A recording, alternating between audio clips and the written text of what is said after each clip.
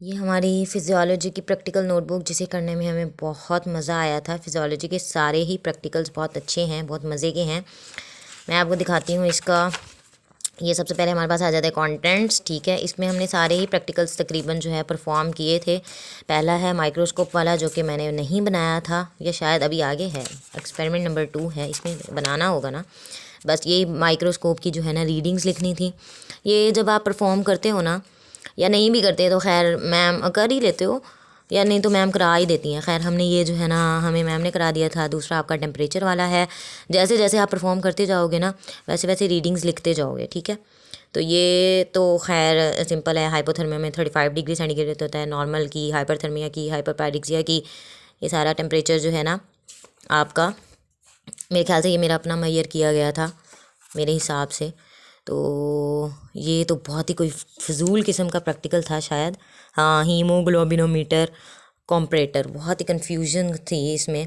लेकिन खैर हमने, जैसे कि मैंने कहा कि हमने सारे ही किए थे इसको परफॉर्म। और उसके बाद बस मैंने सिर्फ ऑपरेटर्स बनाया हुआ है, उसकी लेबलिंग की हुई है डायग्राम की। पाँचवा आ गया। पाँचवें में आपने, अच्छा ये रिज़ल्ट तो पिछले वाले प्रैक्टिकल के ही होंगे। मेल ब्लड, उसका हीमोग्लोबिन लेवल, हाँ जी, उसके ज़रिए से हम क्या चीज़ चेक करते हैं। ये है जी एरिथ्रोसाइट सेडिमेंटेशन रेट। ये हमारे प्रैक्टिकल में आया था। दो पेपर्स होते हैं मेरे ख्याल से, 2 ग्रुप होते हैं। तो 2 होते हैं, मुझे पता नहीं 4 होते हैं। एक में ये आया था, मुझे इतना याद है कि मेरे पास वाइट ब्लड सेल्स वाला आया था, determination of white blood cells. ये आरबीसीज का आ गया। आरबीसीज का मेरे ख्याल से ये आपने कर भी लिया होगा, कुछ बच्चों ने कर भी लिया होगा, कुछ को कर लेंगे। एरिथ्रोसाइट सेडिमेंटेशन रेट जो है वो हम इसके ज़रिए से मैयर करते हैं। और यहाँ से मैयर करना बहुत ही मुश्किल होता है। मुझे तो बड़ा मुश्किल लगा था, मुझे तो मज़ा भी नहीं आया था इसको करने में। हाँ, ये ब्लीडिंग टाइम करने में बहुत मज़ा आया था। ये जब हमने अपना खून निकाला था, और बस कुछ बच्चियाँ तो ऐसे डर रही होती हैं, और कुछ के लिए बहुत मज़े की बात होती है। खैर हमें बहुत अच्छा लगा था, और मेरा खून नहीं निकला था। अजीब बात है, निकलना तो चाहिए। खैर मैंने जो है ना, वो पिन प्रिक करते हैं ना, ऐसे इस तरह से होता है, इस तरह से निकालते हैं। मेरे ख्याल से मैंने 2 से 3 मरतबा किया था, और फिर भी मेरा खून नहीं निकला था। अजीब बात है भाई। तो इसका आपने जो है ना मैयर करना होता है ब्लीडिंग टाइम, सारा का सारा। ये 0 सेकंड्स पे, 15 सेकंड्स पे, 30 सेकंड्स पे, 45 सेकंड्स पे। और फिर ये आपने इसको जो है ना टोटल निकालना होता है कि आपका ब्लीडिंग टाइम है कितना। तो ये इस तरह से इसको किया गया था, ये अच्छा लगा था। फिर आ जाता है क्लॉटिंग टाइम। क्लॉटिंग टाइम ये फेवरेट था मेरा। क्लॉटिंग टाइम करने में बहुत ही अच्छा लगा था, बहुत मज़ा आया था इसमें ना। आपको ये एक कैपलरी टाइप दी जाती है, ठीक है। आपने वही पिन प्रिक कर लिया, और फिर आपने इसमें ना ब्लड फिल करना होता है। खैर ये ऑटोमेटिकली हो जाता है इसी के अंदर। जब आप करेंगे ना तो आपको पता चल जाएगा। फिर इसके अंदर ना ब्लड आ जाता है, और फिर इसको तोड़ना होता है, पीसीज में रखना हुआ होता है। ये जैसा कि है एज़ यूजुअल मेरे पास ब्लड नहीं है, तो मैं ज़िंदा कैसे हूँ।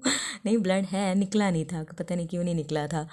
तो ये क्लॉटिंग टाइम है मेरा। क्लॉटिंग टाइम मेरा 6 मिनट है। ये मेरा अपना है, देखो मैं आपको अपनी इन्फॉर्मेशन भी दे रही हूँ, तो आप अपनी देखोगे। हीमोसाइटोमीटर आ गया जी अगला। हीमोसाइटोमीटर, इसको मुझे याद है अपने वाइवा के टाइम पे हमने इतने रट्टे मारे थे, क्योंकि हमें ऐसा जो है ना, किसी ने कहा था कि एक्सटर्नल ना हीमोसाइटोमीटर सुन रहा है।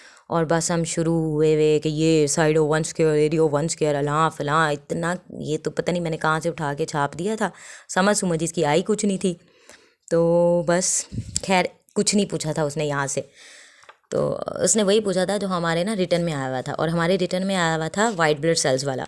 तो वाइट ब्लड सेल्स वाला ही हमने रिटर्न में भी लिखा था, और उसने बस यही पूछा था कि टोटल वाइट ब्लड सेल्स होते कितने हैं, उनका फंक्शन क्या होता है, और बस कुछ कुछ ये determination of white blood cells.